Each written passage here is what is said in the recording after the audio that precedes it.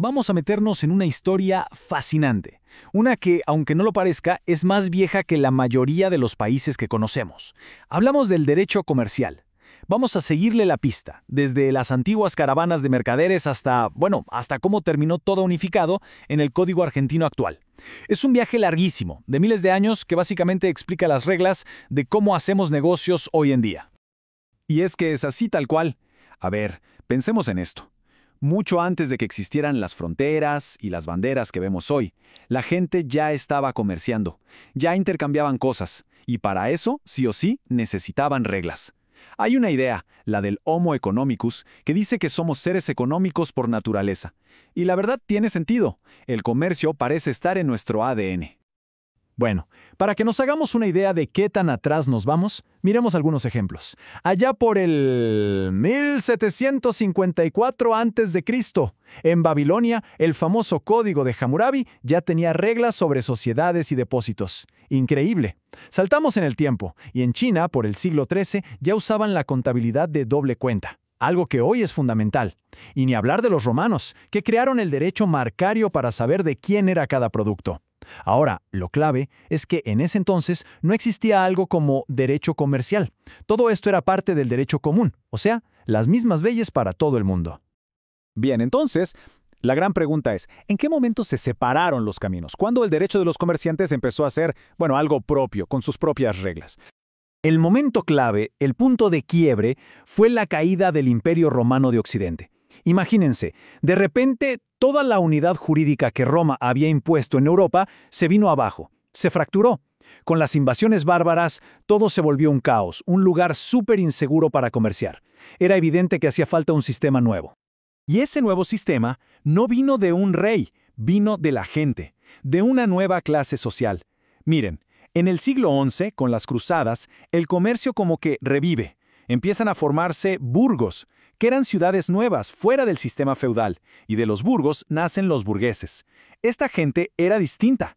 Su riqueza no venía de la tierra, venía del comercio, y para eso necesitaban algo que el sistema feudal no les daba: libertad y, sobre todo, reglas de juego claras, rápidas, hechas para ellos. Y de esa necesidad nació lo que conocemos como la Lex Mercatoria, o la ley de los comerciantes. Y esto es lo más fascinante. No fue una ley que dictó un rey desde su trono, no, nació desde abajo, de las costumbres del día a día de los propios comerciantes. Se basaba en las decisiones de sus propios tribunales, su jurisprudencia local.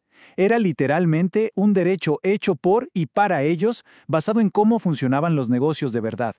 Ok, entonces tenemos estas costumbres, esta Lex Mercatoria. Ahora, ¿cómo pasamos de reglas más o menos informales a tener códigos escritos y formales? Bueno, eso pasó a medida que las naciones se fueron haciendo más fuertes. Este proceso lo podemos ver súper claro aquí. Empezó a nivel local, con estatutos en ciudades como Milán. Luego, algo importantísimo, el Consulado del Mar, allá en la zona de Barcelona, que regulaba todo el comercio marítimo. Y de ahí saltamos a las grandes codificaciones ya a nivel de país. En Francia, las famosas ordenanzas de Colbert fueron un hito. Y para la historia que nos interesa, la de Argentina, las ordenanzas de Bilbao en España de 1737 son fundamentales. Hay que quedarse con esa fecha. ¡Perfecto! Ya recorrimos la historia, pero ahora vamos a lo conceptual. ¿Qué es exactamente el derecho comercial? ¿Qué lo hace tan especial, tan diferente a otras ramas del derecho? Si lo tuviéramos que definir hoy de una forma sencilla, diríamos que es la rama del derecho que se ocupa de tres cosas: las empresas, o sea, las que producen bienes y servicios; los negocios, que son las relaciones entre ellas; y el mercado, que es el dónde ocurre todo esto. Así de simple: empresas, negocios y mercado. Y sus características son lo que realmente lo definen. A ver, es autónomo, porque nació por su cuenta, para llenar un vacío. Es consuetudinario, o sea, viene de la costumbre, de la práctica.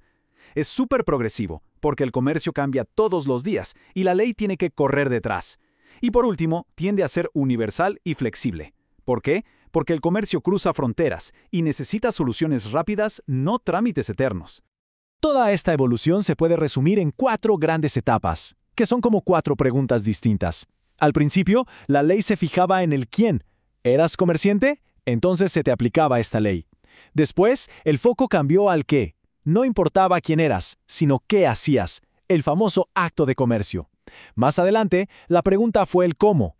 La cosa pasaba por si actuabas a través de una empresa. Y hoy lo que más importa es el dónde, el mercado donde todo pasa. Ok, ya vimos el panorama general, ese viaje del quién al dónde. Ahora sí, vamos a aterrizar todo esto en un caso concreto, Argentina.